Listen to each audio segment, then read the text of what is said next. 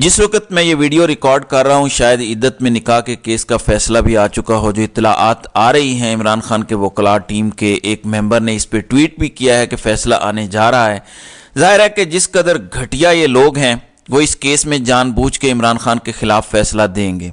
लेकिन मैं आपको पहले क्लियर कर दूँ सूरत हाल जो अब तक दावा किया गया है और अदालती फैसला भी इसके मामले में आ चुका है सामने इस्लामाबाद हाई कोर्ट का कि खावर मानिका का केस ये है कि उन्होंने बुशरा बीबी को 14 नवंबर को तलाक दी, 1 जनवरी को निकाह हुआ, तो दरमियान में हुए 48 दिन। सुप्रीम कोर्ट का फैसला मौजूद है कि 39 दिन अगर हो गए हैं तो फिर निकाह ठीक है।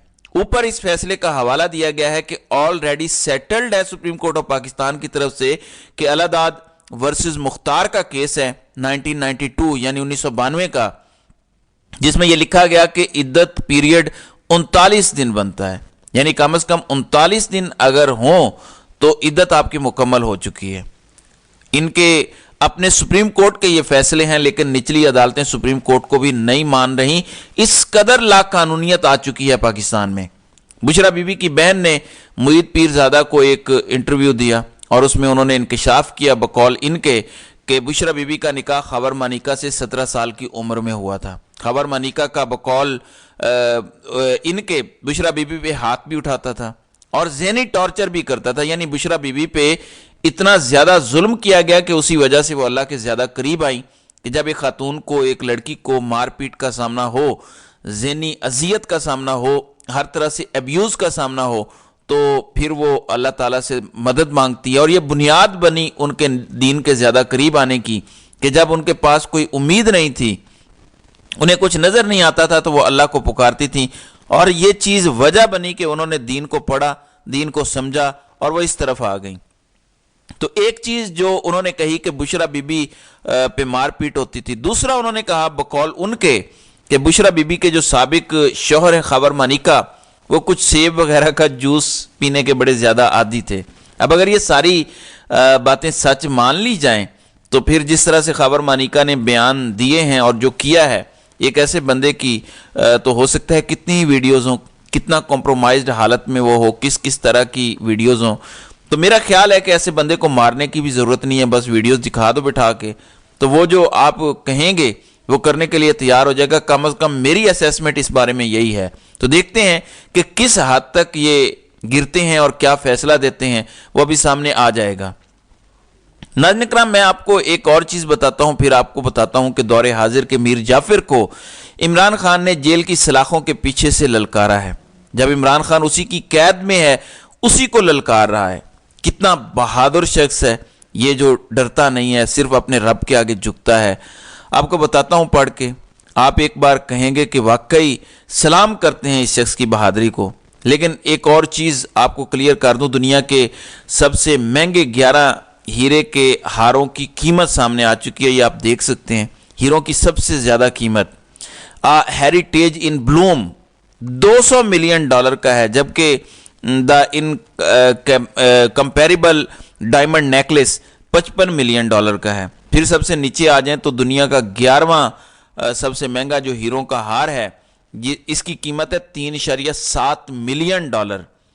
क्या सऊदी सफ़ीर ने इमरान खान को दुनिया का सबसे महंगा हीरा जो टॉप 10 में आता है वो दे दिया था?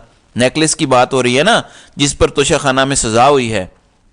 इन्होंने इसकी कीमत क्या लगाई है, अब मैं आपको बताता हूँ। इसके के लिए हम ज़रा गूगल से मदद लेते हैं। मैंने आपको बताया कि दुनिया का 11वां सबसे महंगा हीरा $3.7 मिलियन का है, 10वां $4.8 मिलियन का है। इमरान खान को तो एक तोहफा मिला था ना, क्या दुनिया का सबसे महंगा तरीन हार दे दिया गया था बुशरा बीबी को।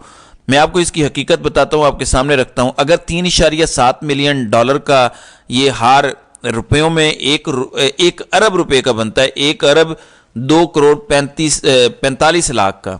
दुनिया का सबसे 5वां नंबर पर महंगा जो हीरे का हार है वो $10 मिलियन का है, लेवाइस डायमंड। तो इन बेवकूफ़ों का अगर दावा दुरुस्त मान लिया जाए तो सऊदी सफ़ीर जो घर आके इमरान खान की आलिया को तोहफा दे गया, वो दुनिया का 5वां सबसे महंगा हीरा था। क्या इस बात की कोई लॉजिक बनती है?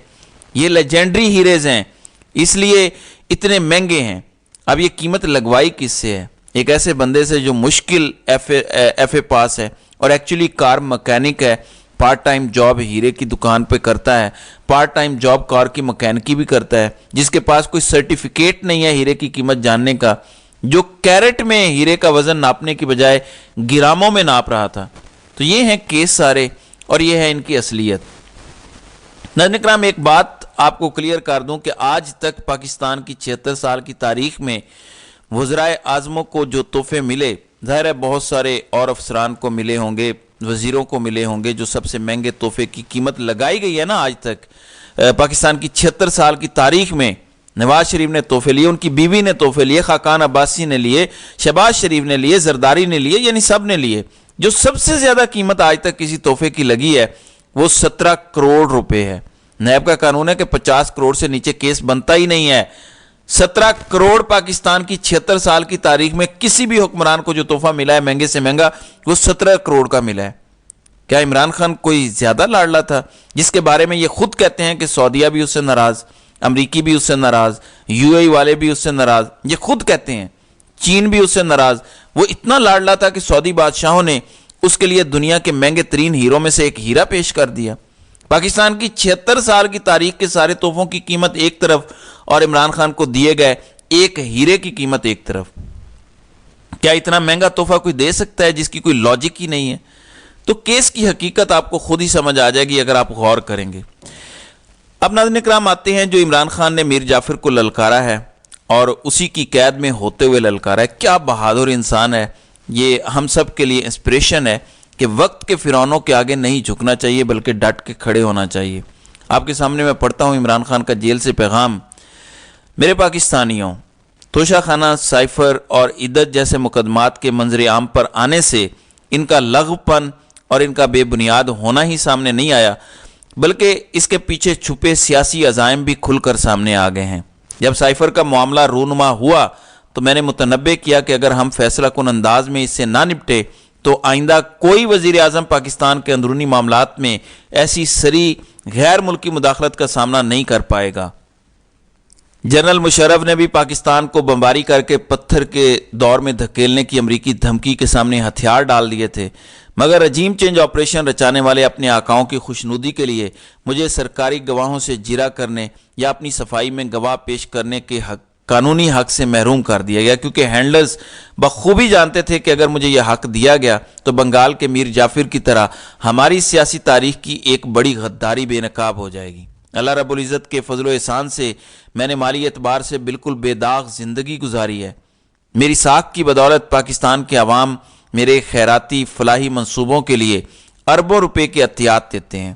چنانچہ توشہ خانہ کا یہ بےہودہ سا مقدمہ تراشا ہی اسی لیے گیا کہ میرے خلاف مالی بدعنوانی کا ایک ادنا سا ثبوت بھی یہ تلاش نہ کر سکیں۔ حتیٰ کہ مقدمے پر جعلی عدالتی کارروائی کے دوران بھی جب انہیں احساس ہوا کہ مقدمہ میری بریت پر انجام پذیر ہوگا تو اس میں مجھے سرکاری گواہوں سے جرا کے بنیادی قانونی حق سے بھی محروم کر دیا گیا۔ اس دوران عدت والے مقدمے کی رفتار بھی بڑھا دی گئی، کیونکہ پاکستان کو ریاست مدینہ کے اصولوں سے ہم آہنگ کرنے کے میرے خواب کے خلاف ایک بیانیہ بنانا چاہتے تھے۔ چنانچہ محض مجھے قصوروار قرار دینے کے شفافیت کے ادنا ترین معیار کو بھی پامال کرتے ہوئے نہایت عجلت میں عدالتی کارروائی کو لپیٹا جا رہا ہے۔ میرے پاکستانیوں، آپ سب کو علم ہونا چاہیے کہ ان مقدمات کی کوئی قانونی حیثیت نہیں، بلکہ یہ سب اس سیاسی تماشے کا حصہ ہیں جو گزشتہ 22 ماہ سے اس ملک میں جاری ہے۔